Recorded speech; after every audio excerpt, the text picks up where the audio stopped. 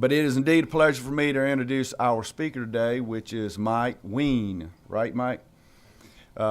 Mike comes to us today. He lives here in Atlanta, and I'll read you a little bit about his bio. For 30 years, he was successful in marketing, and he worked with some household names that you absolutely will know. Frito-Lay, Omni Hotels Worldwide, Deloitte, Pepsi-Cola, CitiBank. He's either he can't keep a job or he's really good at what he does. But in 2003, he started his own business called Specific Edge Institute. He holds a couple of degrees, a BA from Colorado State University, and I understand we have someone here from Colorado State. She's taking notes. And then certainly he has an MBA from Kellogg School at Northwestern University, which is also very, very impressive. A little bit about Mike that you don't know is he's an Ironman. And if those of you know what an Ironman is, you know what it takes to get that done. Not only is he an Ironman, but he's a good one. I think you've done, 6 Ironman events, including 3 world championships. And you placed, in 2006, you placed 5th in the world in your age group. Is that a young age group or an old age group? Young age group. But indeed, it's a pleasure for us to have Mike with us today. Please give him a round of applause and welcome Mike Wien. Thank you. Thank you very much for that. Yeah. Appreciate it.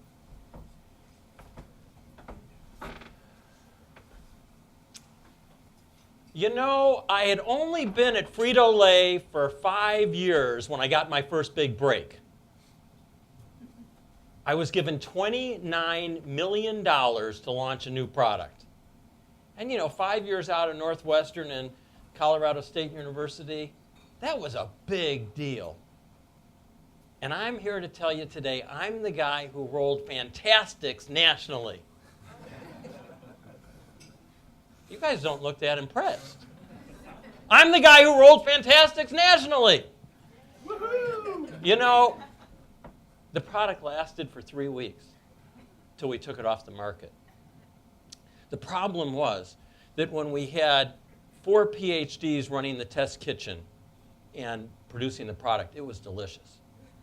When we expanded it to 30 plants across the country in 2 weeks so we could have national advertising, including the old Lay's plant over here in Chamblee, it was inedible. And for those of you who aren't familiar with that marketing term of inedible, it meant you bit in and then spit it out.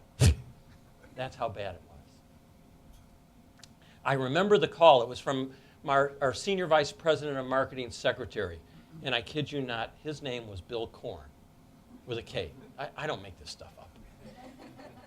And she said, Mr. Korn would like to see you. Now, 5 years out, you didn't get a call from the senior vice president of marketing that often. And I went downstairs, but I remember walking out of my office, and I stopped, and I turned, and I looked, and I said, there's the picture of my wife, those 2 plants, and the 3 books. I can get everything down in one trip. Has anybody ever had that experience where, you thought that you were going to the guillotine as opposed to a... Anyway, I got down to Bill's office, and he looked at me, and he said, well, Mike, Fantastics didn't go so well. Now, still 5 years out, I really wanted to say, well, duh, but I held back. And I listened to Bill, and I couldn't believe what he said next. He said, Mike, I'll tell you what we're going to do. We're going to give you another new product to roll out. And I wasn't silent. I looked at him, and I said, you got to be kidding. I just rolled out the biggest turkey Frito-Lay's ever had. I have no credibility in this organization. At least give me established brand so I can improve myself. He said 2 things to me that I will never forget, and also I hope will be the theme for this presentation. Number 1, he introduced me to the thought of counterintuitive thinking, because he looked at me and he said, Mike, we just spent $29 million training you. That's a novel approach. And the second thing he said is, Mike, look, you have great marketing skills. You understand how to roll out new products, and you understand the sophisticated Frito-Lay distribution system. You really have 3 skills that, when combined together, are unique that make you special. And we think that you would be ideal to roll out this other new product. And yes, you're going to have to negotiate with everybody. You're going to have to tiptoe around, but the organization is snake bit anyway. And he asked me to roll out this new product. And that new product, maybe you've heard of it. It was called Tostitos? Ah, I'm seeing some smiles. Tostitos was the most successful food brand in the 1970s, $150 million in its first year. It's now one of PepsiCo's billion-dollar brands. And let me ask you a question. Have any of you ever had a fantastic experience in your career that you were able to turn into what obviously launched my career? And by the way, in front of you, you have a little test. And I'm sure that some of you who were thinking in advance wanted to go over that and answer the questions. And you'll see that these will become easy to answer as I go through them. But that's question number one. Have any of you ever had a fantastic experience?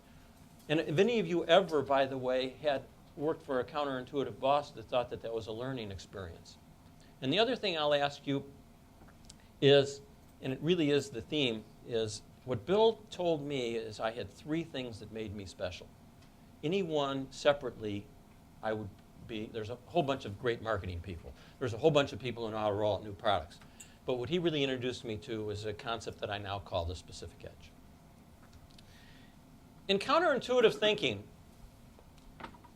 one of the things that, I want to give you another example. And I know we've got some technology people here. It was about 5 years ago, I run my own business, and people were telling me I had to put firewalls up and keep my information secure. And somebody came up with the idea that just the opposite, right? No, we're supposed to put our stuff out now on the cloud. It would be much safer there than in my own computer. I'll give you another example. It wasn't that long ago that a lot of us remember how we tried so hard to keep any personal information off the internet. And now it's no secret to anybody that there's over 900 million people that are sharing their information on the internet. Let me just talk for a second about the environment we're in to sort of give you an idea of, especially if you're involved in business development or for our students, if you're trying to find a new job, what the environment is that we're working in today. Obviously, turbulent times. I don't need to tell you that, but let me tell you what it means. We've had a tremendous amount of layoffs. And when you have a tremendous amount of layoffs, I have to tell you that they also love to cut marketing. And as a marketing consultant, can be challenging.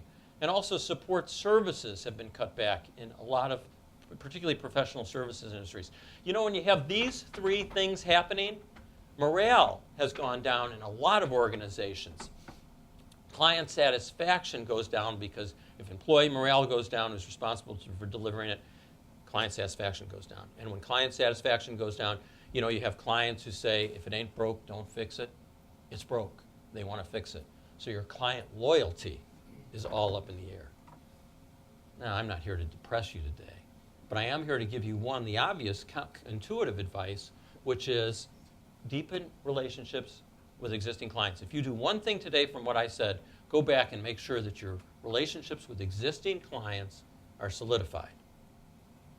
However, I'm not here to give you conventional wisdom. I'm here to give you counterintuitive thinking. And the counterintuitive thinking is there has never been a better time to grow your business than today. Let me repeat that. There's never been a better time to grow your business than today. And why is that? Because those people who are using your competitors right now are vulnerable. You can go steal them. And really the question is, are you going to be a thief or are you going to be a victim? And I would like to suggest you be thieves today. And by the way, I think that's question number 2. See how easy we're going to make this? But how do we do that when marketing's on life support? And a lot of the organizations, marketing's been cut back. And the way we do that is we think smarter. And the answer in thinking smarter is to develop a specific edge. Okay, now I know I just launched into this presentation to get everybody thinking. And I hope I've done that. But let's go over the agenda of what I want to talk about today. And I hope you also get a chance to follow along with this very difficult quiz that I've given. You know, I also teach at Georgia State, and you know, usually the student will raise their hand and say, and no, I'm glad no one has, do we have to turn this in? No. We're going to talk about counterintuitive thinking. You know what? We've done that. I want to introduce the concept of specific edge, and we're going to move into that right away. Then I want to go over the 5 levels of marketing, and it's important when we go over the 5 levels that you decide to, you sort of figure out where you are and where you want to be going forward. And by the way, just curiosity, is anyone familiar with the 5 levels of marketing? You know, I usually get that response because it's really important. I want to get everybody to move to the 5th level. But see, I had to make up the first 4 levels so I could talk about the 5th level. So that's why you might not have heard about it. And then I want to close with 3 key elements of marketing. There's not a lot of marketing professionals in the room today, but there's a lot of people that interact with marketing. I'm going to give you a way to develop a plan, your marketing plan, just by focusing on 3 words: target, message, and vehicle. Okay, let's move forward. You know, in business development, and I had a chance to visit with at least 65% of you today, when you're in a situation like this, so often everybody says, you know, hey, what do you do?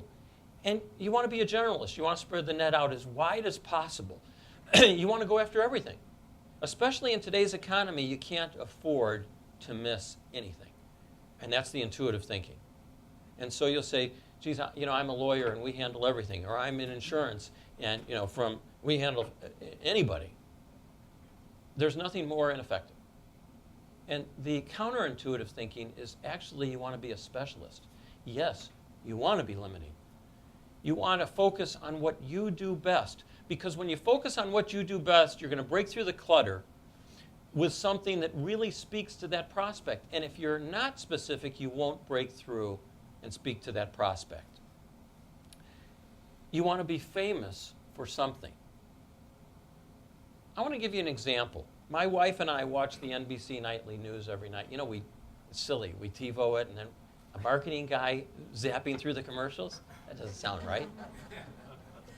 It was about 1.5 years ago. Well, it was almost 2 years ago now. We were watching the show, and they put, there was this lady that they put on from Orlando, and she had her 3 little kids in the background, and they told her story.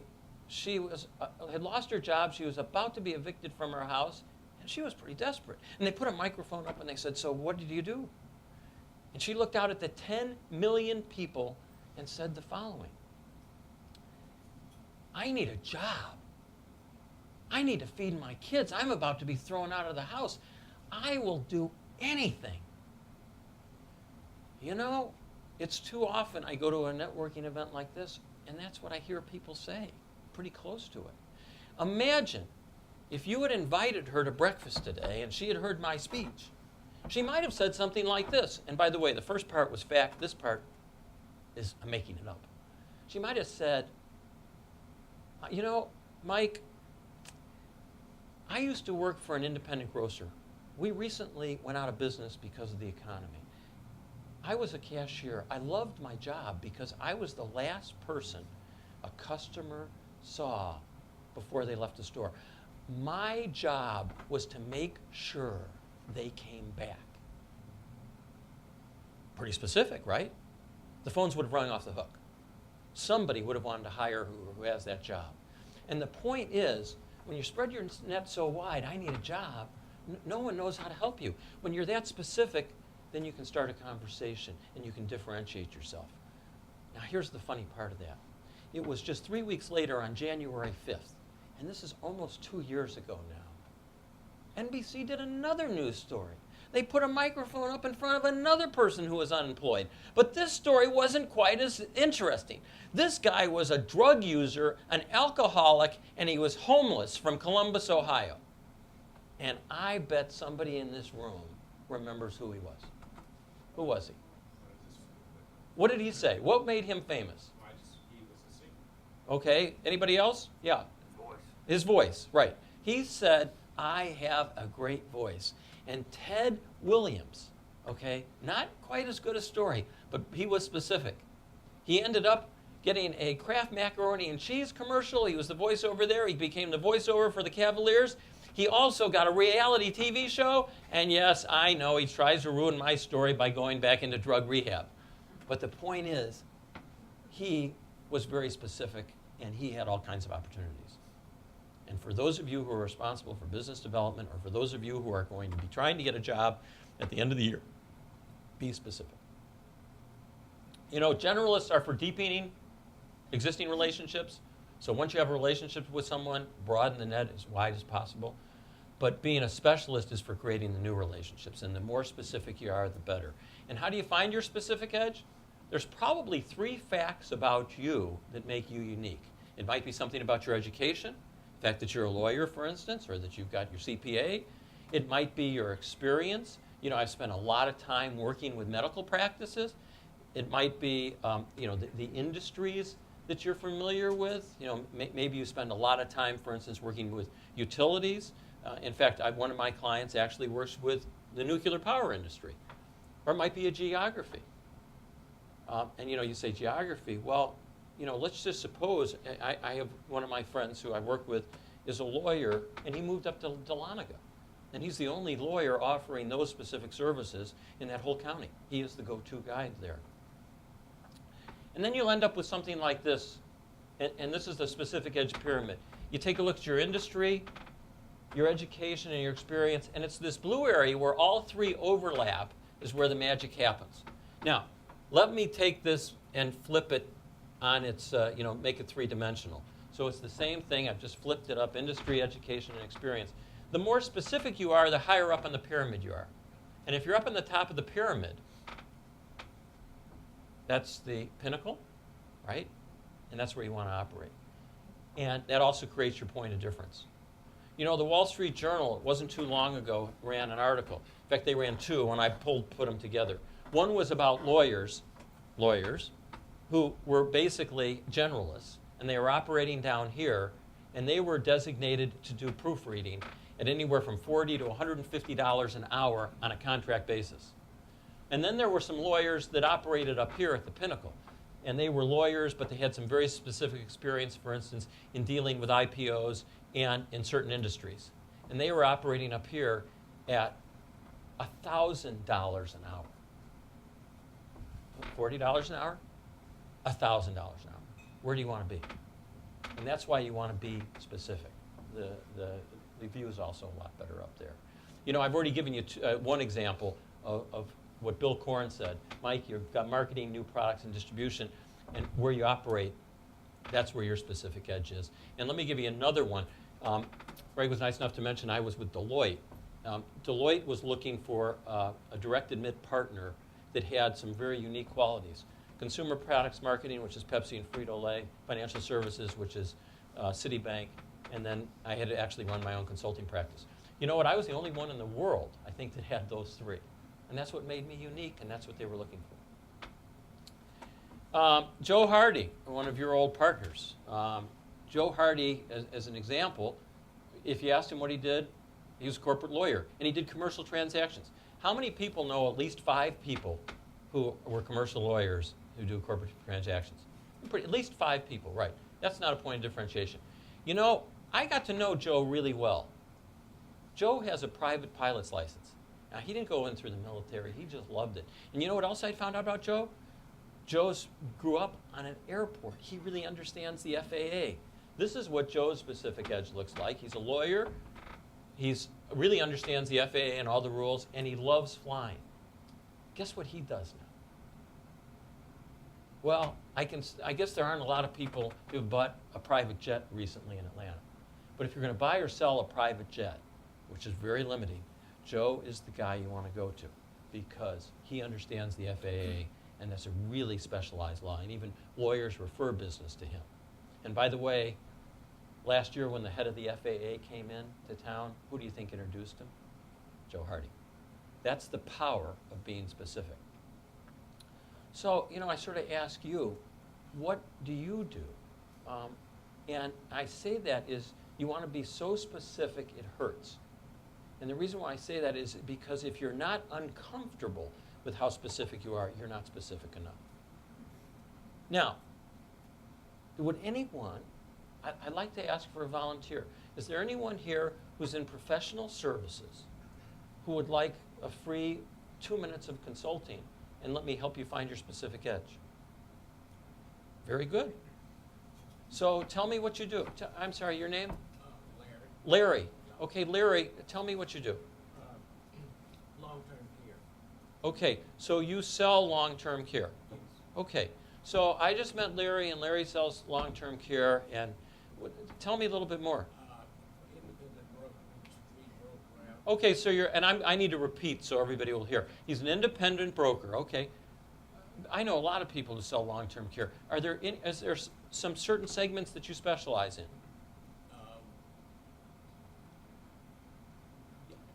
Under age 65, if you're asking about the target group, already working. Okay, so these people who are under 65, how old are they?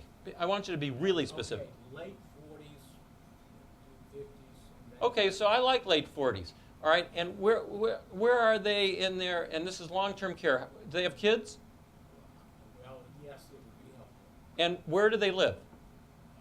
Here in Atlanta. More specifically, where's your sweet spot? Geographically, zip codes, we really don't have a. No, I don't want a zip code, but I mean, are you better in Sandy Springs and Buckhead, or are you better up in Alpharetta? Equal, all three of those would be equal. Okay, but if I only let you pick one, what would it be? See how hard this is? I would say Alpharetta. Alpharetta. Okay, now that's a surprise, but good. Alpharetta. And what's the issue? Why are they getting long-term care? Well, people who want it can't get it because of their health, and the people that don't need it don't have the money or don't want to set aside the resources to pay for it because it's like having another medical insurance bill. Right. So who's your ideal client?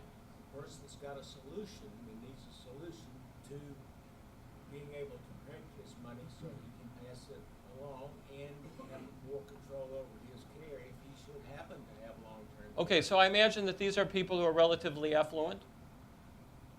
That helps, but not necessarily. Not necessarily, but ideally, Income. what kind of income would you like them to have? Anybody that can save $12,000 a year. Okay, so if you're going to save $12,000 a year, my guess is you're looking at someone with an excess of $150,000 or $200,000 a year. That is correct. Okay. Over 100,000 per All right. household. Now, I appreciate you being a good sport, okay? But I'm going to do something really good for you. First of all, I want you to say your name nice and loud. Larry, what's your last name? Larry Hammond. Okay, this is Larry Hammond.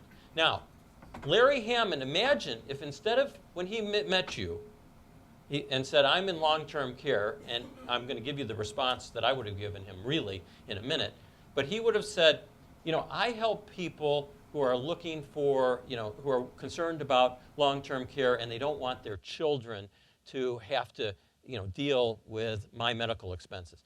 These people, I really am very good in Alpharetta because I live up in that area, and, I'm really looking for people who are very successful in their career, who are, business executives. Is that different? Was that more specific? Was that limiting? Do you think if you knew someone who fit that description in Buckhead, you'd say, oh, sorry, you only said Alpharetta? Heck no. But all of a sudden, it helps you zero in. Thank you. Does that make sense to everybody? Did that put this thing alive? And guess what? Now you're famous among a whole bunch of people for something very specific. When you do something like Larry just did, you're going to get one of three responses. You're going to get a miracle, a referral, or a transfer. You guys all, I think it's on your survey, right? Everybody know what those are? Or do you want an explanation? Okay, a miracle goes something like this. You won't believe it. My wife and I have been talking about long-term care. We've been wondering, where to get it. Am I glad to see you? Is that going to happen? Nah, that's why it's a miracle. It's not going to happen. But why do we run around and try to find miracles? It's a lousy strategy. I'll tell you what, these other two are more likely to happen. The referral is something as simple as this. Really, Larry? I was just talking to my buddy on the golf course yesterday who happens to live in Alpharetta. And, you know, he's dealing with his parents right now. They've got Alzheimer's, all these problems, and we were talking about what, you know, he doesn't want that to happen to his kids. I need to introduce you to him. That's the second most likely thing that's going to happen. And the most likely thing that's going to happen is a transfer. And the transfer goes something like this.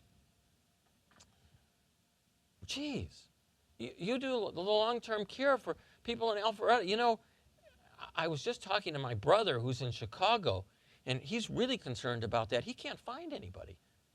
That's a transfer. All right? I want to give you the ultimate transfer, though. I was giving a speech similar to this in Phoenix on Thursday. Hey, Mike, what's the difference between referral and transfer? Thank you. Okay, the referral is specifically you're sending them to someone else the same product. The transfer is it wasn't right in your sweet spot. The example I gave probably wasn't as strong. I'm going to give you a really strong example for a transfer right now. The transfer is I was with my brother-in-law. My brother-in-law, if you asked him a year ago what he did, he would say he's in remodeling.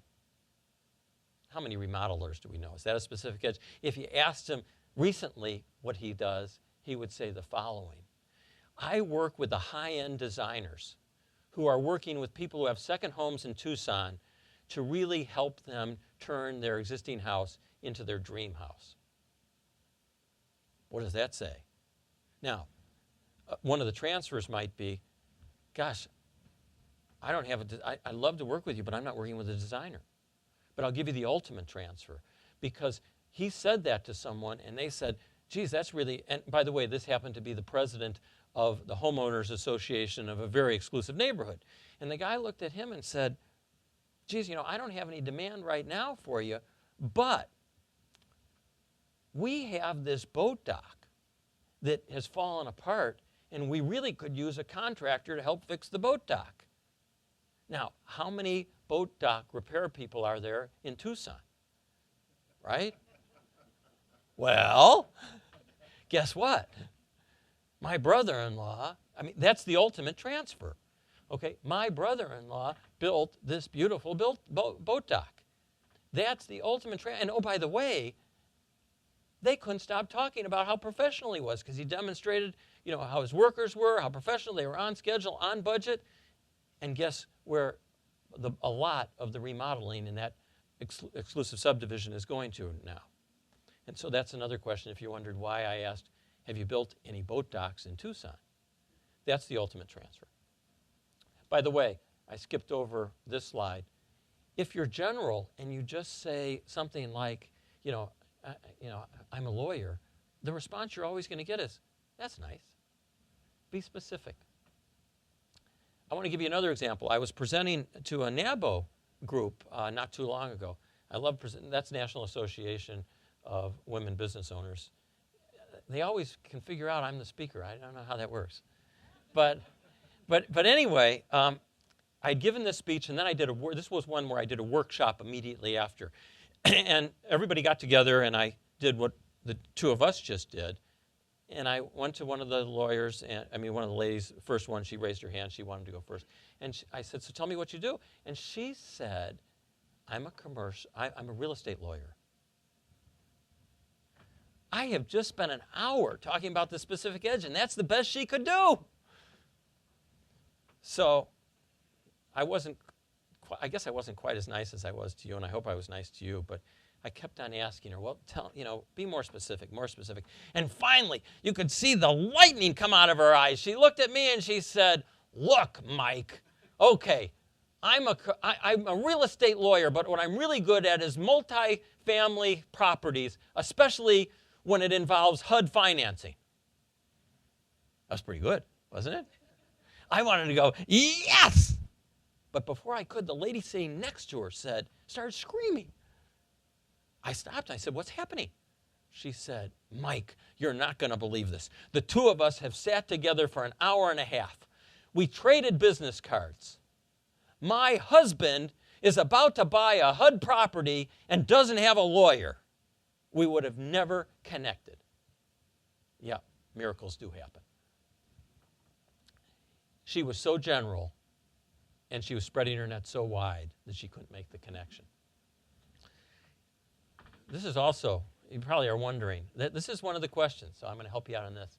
You want to be famous for something. When you're in a networking event like this, you're going to get one of three responses, a egg roll, a Club 100, or a Scooby-Doo, right? I guess I got to explain this one. The Club 100, I'm sorry for this, but the Club 100, excuse me, the egg roll goes something like this. So, Frank, tell me what you do. I'm in long-term care. Ho, ho, have you tried the egg roll? You know, it's like, my drink's empty. It's move on. It's the end of the conversation, and maybe you've had some of those experiences. A Club 100, I'll pick on lawyers now. A Club 100 goes something like this. A group of us just left that big law firm, and we've opened up a boutique law firm so we could provide much better service, but the same talent at a fraction of the cost. That's pretty interesting, but it's Club 100 because I know of 100 people who could say that. But a Scooby-Doo is something like this. So tell me what you do. Oh, I'm a corporate lawyer and I help individuals and companies buy and sell private jets. Huh? And that's what you want. You want the Scooby-Doo. You want the conversation starter, not the conversation ender. And by the way, that wasn't an elevator speech. I love these coaches that tell you, look, an elevator speech has to be under a minute. In fact, ideally, it has to be under 30 seconds. Okay? An elevator speech is a rehearsed monologue. You don't want an elevator speech. And stop talking to people in the elevator anyway. Okay? What you want is you want a conversation starter. I help people buy and sell private jets. There's got to be a, really? What kind? You know, what's the hot jet today? You know, are you selling any with the beds? The 757s?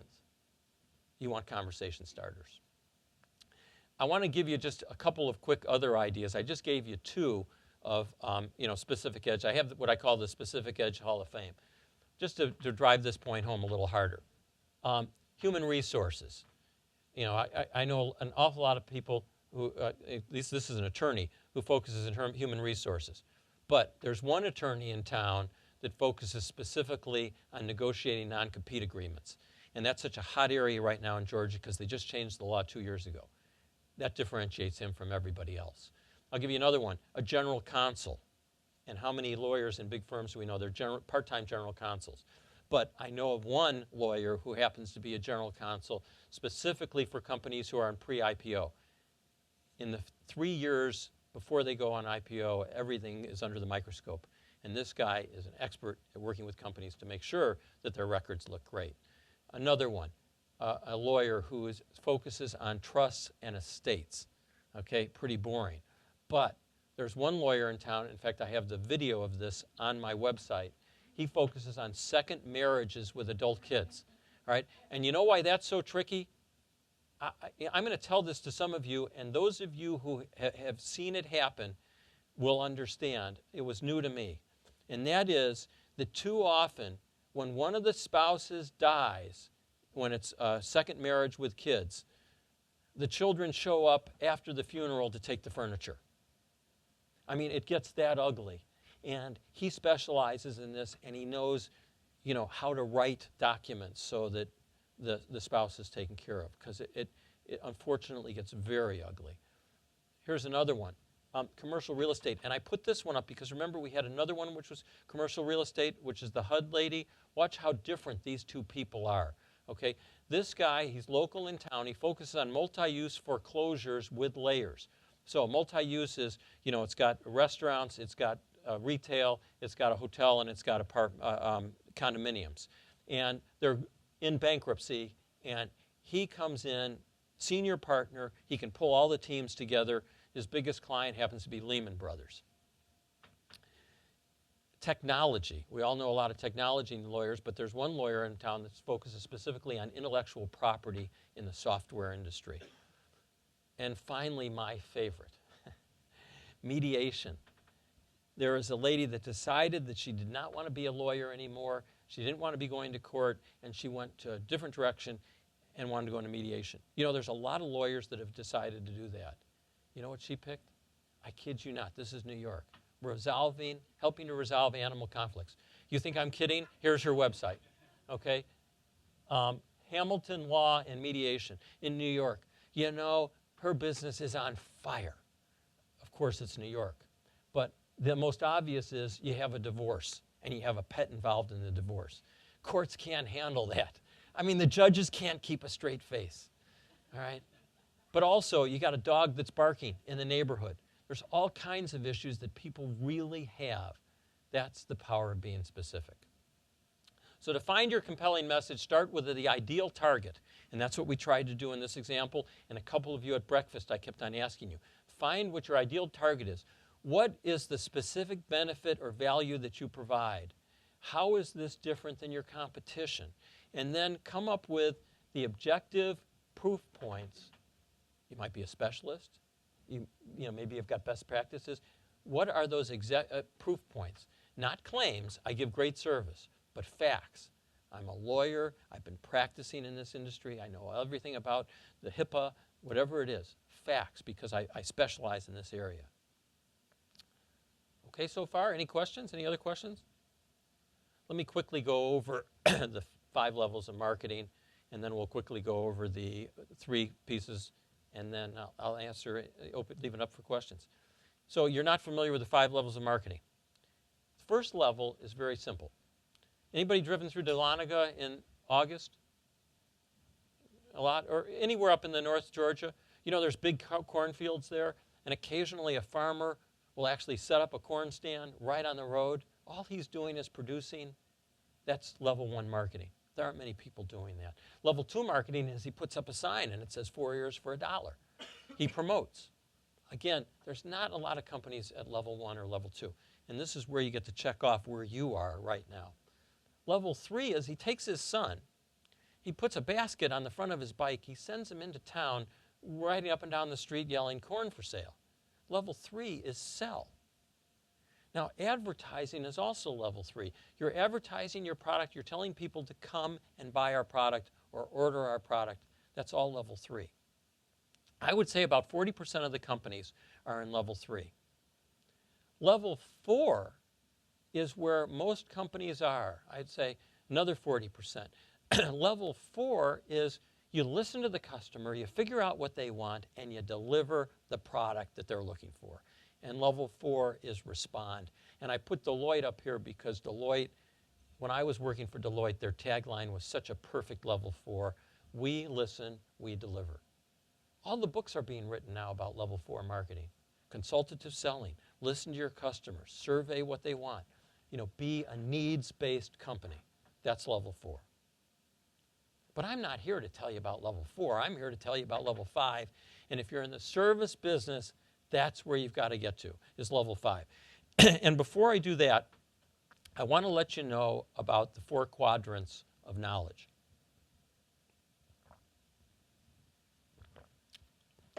There's 4 quadrants of knowledge. The first quadrant is you know what you know. You know, I know how to work this computer. No problem. You also know what you don't know. I know when the computer breaks, when it doesn't work, I know I don't know what to do. But that's not a problem because I know who to call. So that's still not a problem. This third box, you don't know what you know. You know, I noticed that there were a number of new people here. This is the first time that they've been here. My guess is that when you came in, you missed the fire evacuation signs and the plan of where you're supposed to go. But I'd also guess that if that fire alarm went off, you don't know what you're supposed to do, but you'll know. And that's not a problem anyway, because you don't know that you know it, but you know it, right? What's this box? What's this box? That's right. You don't know what you don't know. You know what that is? I put that in red. That's your blind spot. That's your danger zone. You're safe in 3 out of the 4 boxes. That box, you're in trouble. And the reason why that box is a big deal is because that box is where level 5 lives. You have to focus on what your clients, they don't know what they don't know, because level 5 is anticipate. And if you can start anticipating your clients' needs, which means you're actually answering questions that they did not even think of asking. Right? You're answering questions that they didn't think of asking. In other words, you know their business so well that you're not selling them something. You're leading them into new, fresh ideas. We lost a great level 5 thinker this past year. I ask you a question. How many people 5 or 6 years ago sent a note to Apple Computer saying, or to anybody saying, you know, we'd really like to get rid of the buttons on our cell phone? And clearly Steve Jobs was, and the reason why Apple has $100 billion of cash in their treasury is that was a level 5 company. They anticipated where the market was going to be, what the clients needed. You can do the same. And do you know how you get to level 5? Anybody have any guess on how you get to level 5? I would suggest that you operate at the top of the pyramid, that you become a specialist, that you know your client's business so well that you can actually lead them. And oh, by the way, if you're operating at the top of the pyramid, you're going to like this one. You can see farther off into the horizon, right? You can anticipate. All right, I got 3 minutes to tell you the 3 principles of marketing. And I say this because we don't have a lot of marketing people here, but I want you to use these 3 principles either to develop your marketing plan, your individual marketing plan, and whether it's writing your resume for you guys, or whether it's just developing a business development plan, or if it's evaluating what your current company is doing in the way of marketing. Target, message, and vehicle. Let's quickly talk about each one. This is the really sophisticated, Bob, you'll appreciate this. This is a sophisticated marketing concept. Dig where the ground is the softest. All right? That means that Alpharetta will make a lot more sense than Macon. Because you're there. Or maybe it's because you have a specialty in medical care. Dig where the ground is the softest. Focus on that. It's about focus. It's not about eliminating. So just because I'm going to focus on one area or one industry, that doesn't mean I'm going to eliminate any others. Just because I'm going to focus on high-end houses, that doesn't mean that if someone comes to me and they need a dock built, I'll build the dock. It's especially not exclusively. You do not want to play on a level playing field. That's counterintuitive. No. If you don't have an advantage, go somewhere else. Don't play on a level playing field. Let me give you another example, and this is somebody who really, it's a demonstration of 5th level marketing, okay? I'm working with a financial planner. She has an MBA, a CFP. There's a lot of people that have that, but she's female. That makes her a little bit different, okay? She works with women who have absolutely no financial experience but have plenty of money, and the reason they got there is because they had a husband who was really successful, and they went through a divorce. She operates in this space. And by the way, if you really asked her what her target is, she wouldn't say this, but this is really describes her target. It's that she works with women who have, in divorce court, negotiated how many hours a month they get on the private jet. You got it? I guess I'd introduce her to Joe Hardy. But anyway, she just did a thought leadership piece. She just did a seminar for all of her ladies. She brought in an author. And what do you think the author spoke about? And this is what I mean by anticipate and know your customers' needs better. Anybody have a guess of what the author specialized in?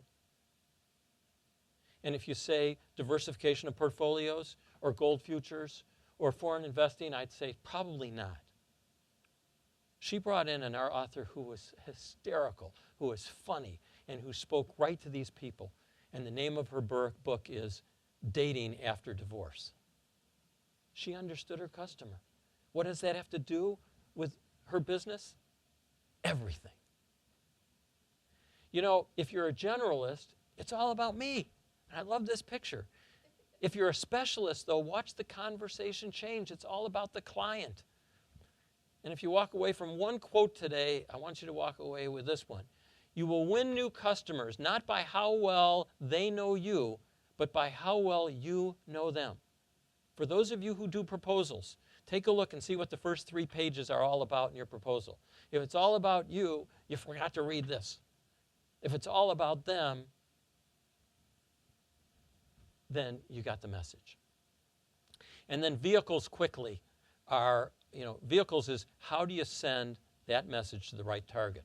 And we're talking about real specifics, so you're going to probably, advertising for many of you won't be on this list, but email, phone calls, meetings, needs assessment, all of the above. Okay, certainly social media, believe it or not, is becoming much more popular, and especially LinkedIn. Look, if you're not on LinkedIn, get on LinkedIn. I don't care what you think about LinkedIn, but when someone refers you, when someone refers you some business, the first thing they're going to do is they're going to go on the internet and see a little bit about you, okay? And also, thought leadership, your speeches, seminars, workshops, when you're providing value to them. And what is thought leadership? I want to make sure that there's no mistake here. You're talking about implications. You're talking about insight. You're talking about not just what's happening, but you're sharing a different perspective. Okay, so let me wrap it up by saying target, message, vehicle. You get all 3 of those things right, you're going to have a great marketing plan. Any one of those things is off, and you're going to be, you won't be focused. Now, one of the things I love to do is practice what I preach. And I've said to you today that, you focus on your client, you don't focus on yourself. And I recommend that to everybody who's ever presenting. However, you can spend a minute or 15 seconds focusing on yourself. And if you don't mind, I'm going to give you a brief commercial about what I do, but I'm going to tie it into the speech. Okay? Yes, I have the Specific Edge Institute, and my specific edge is, yes, I have a marketing background, I ran sales organizations, and I have a rich experience in professional services. It's where these 3 things overlap is what makes me unique in the market. And I'll give you the best example. If I was just a marketing consultant, the Coca-Cola company, which I was a competitor, but they are a fine organization in town. But they produce 2 things in Atlanta in mass quantity. One is brown water, right? Which tastes very good. And the second is unemployed marketing professionals. There's plenty of them. If I just focused on this, that wouldn't be unique. It's the overlap. That's where I find my specific edge. So I challenge all of you, go find your specific edge and be so specific it hurts. Thank you very much.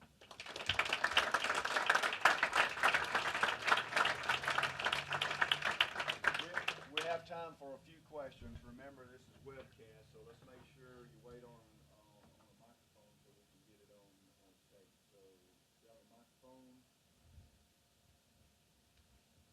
Here it comes. Hold on just a second. Right there first. Right here. Mary? Yeah. Mike, that was lovely.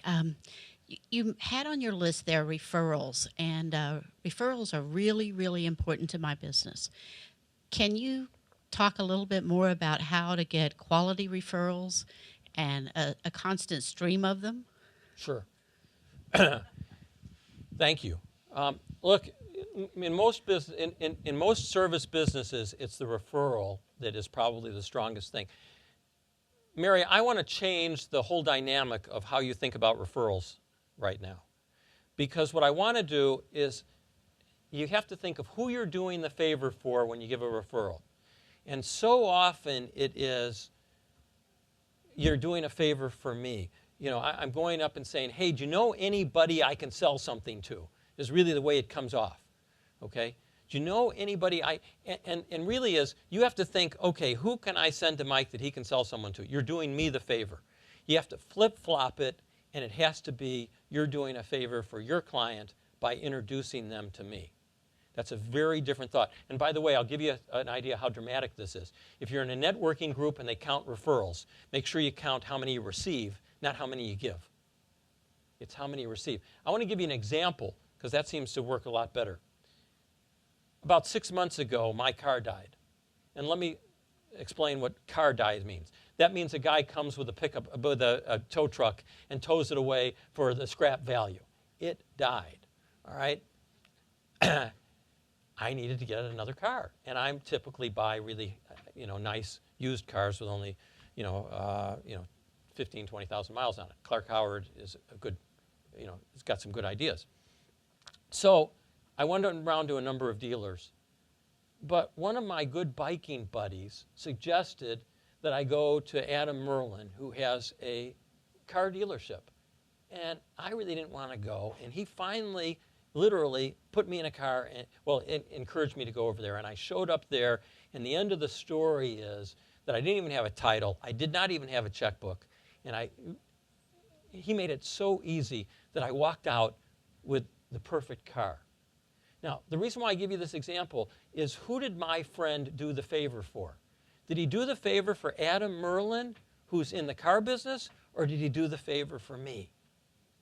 He did the favor for me. And Adam made him a hero. And you know what the really fun part of this story is?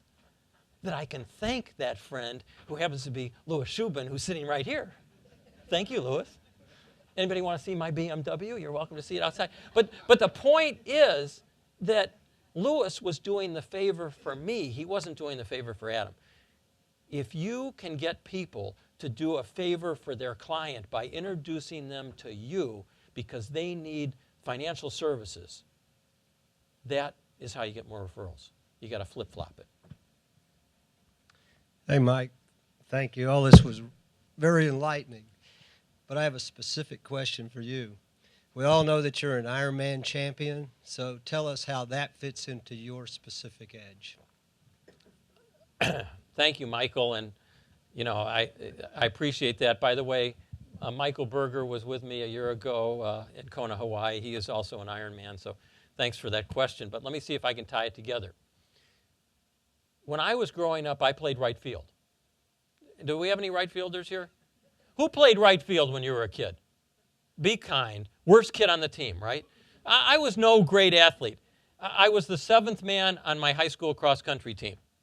It was a 5-man team. I did not run at Colorado State. So when I got into more senior life, I started running, I started biking, and I started swimming. And, as a kid, to really be good, you have to have eye-hand coordination, you have to have size and speed. I had none of the three. But I became a pretty good biker, a pretty good runner, and a pretty good swimmer. In fact, in long distance. And if I had the pyramid here, I might put swim, bike, and run. My specific edge is where all three overlap. That was my specific edge.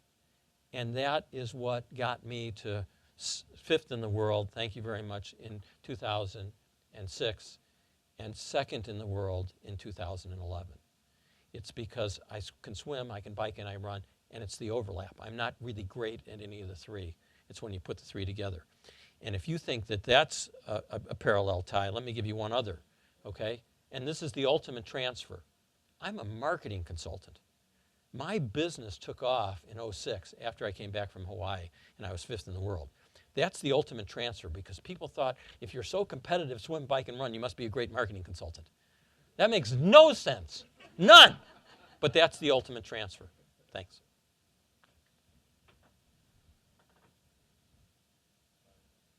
Any other questions? Great. Thank you again. Mike, thank you very much. We really do appreciate it. Thank you.